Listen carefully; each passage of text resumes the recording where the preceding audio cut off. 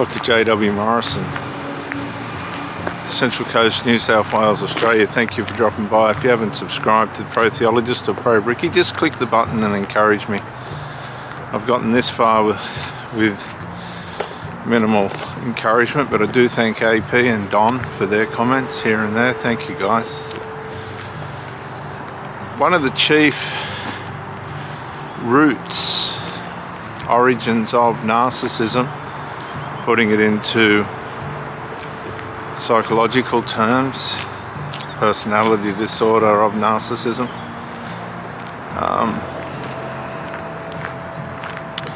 is covert emotional incest, because it's when the child hasn't individuated and separated, Bachman, 95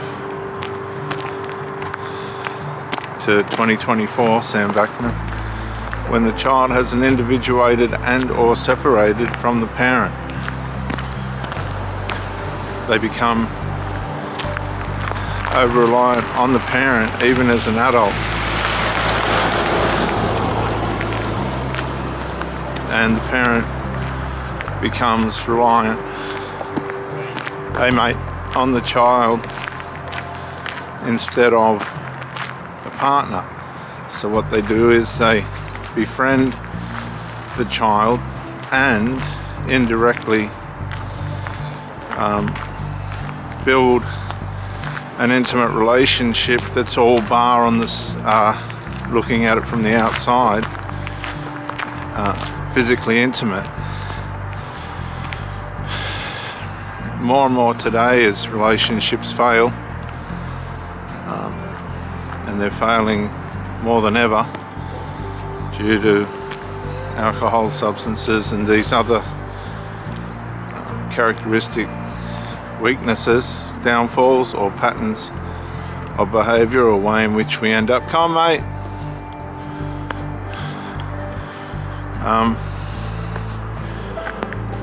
The cost of living's a big one as well. Young people, really, unless you've got some kind of miracle job, are not going to be able to afford to live on their own, particularly in Australia, unless they've got some kind of inheritance or pass me down or something of that nature. It's just not going to happen. The cost of living now is beyond the average wage, way beyond.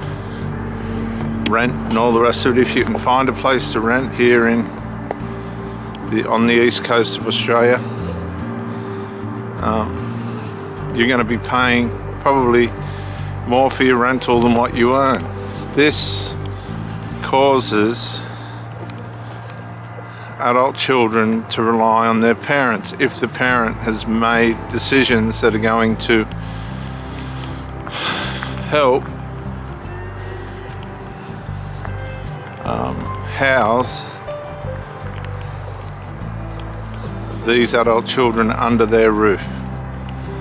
And I suppose that's, so they say, is what parents do, and I guess to some extent it is, particularly if the child has been unable to build a strong trade or career. Hank, don't Hank.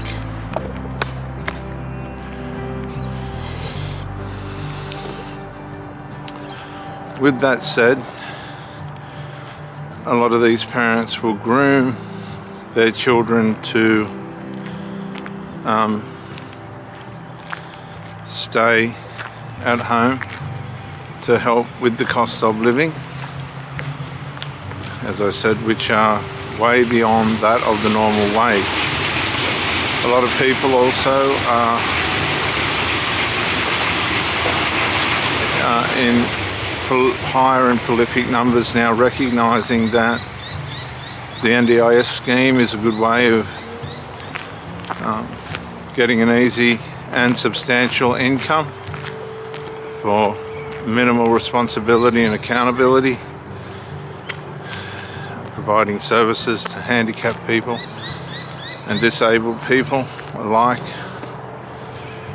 this takes a bit of the burden off, but what you can do is you can have a disabled child and use the money that that person's getting to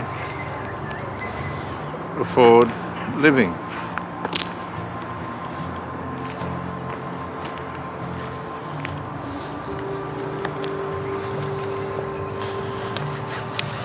So it pays to have the children stay around.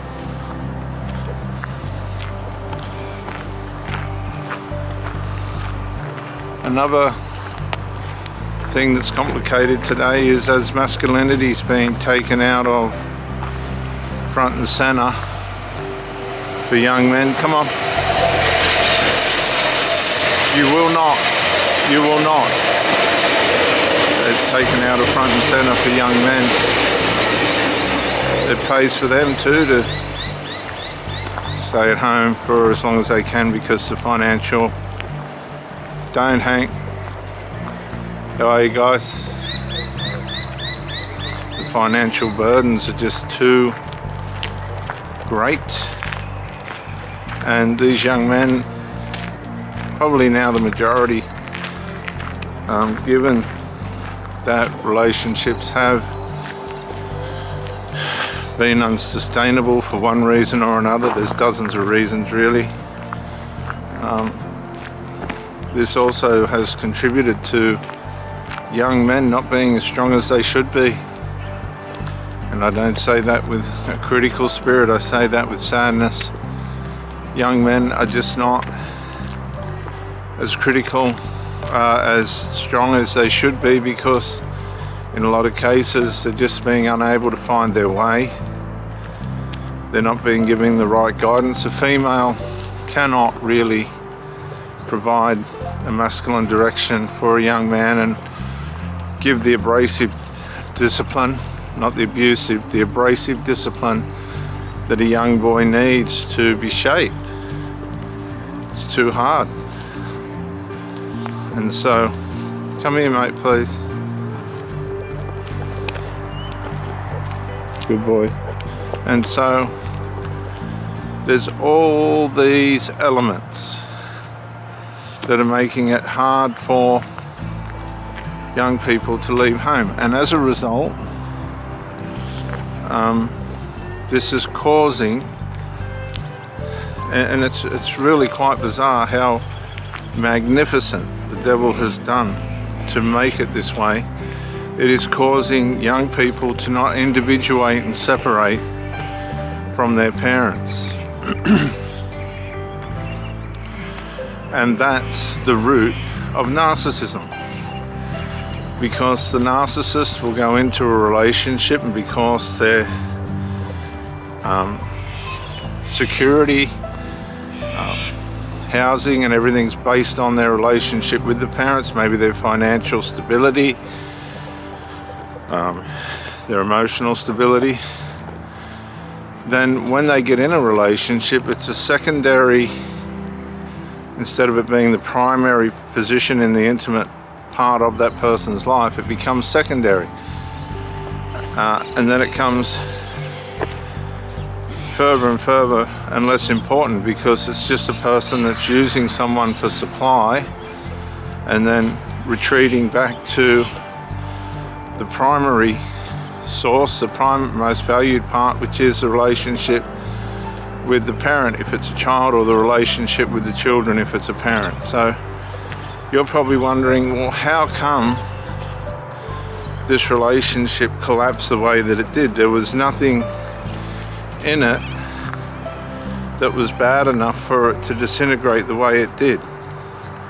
Well, you were not with somebody that was going to be able to sustain a healthy relationship, because the primary part of that person's focus was on the security and the mental, not just the physical financial security, but also the mental security that, and the bond that is provided, g'day mate, by the parent.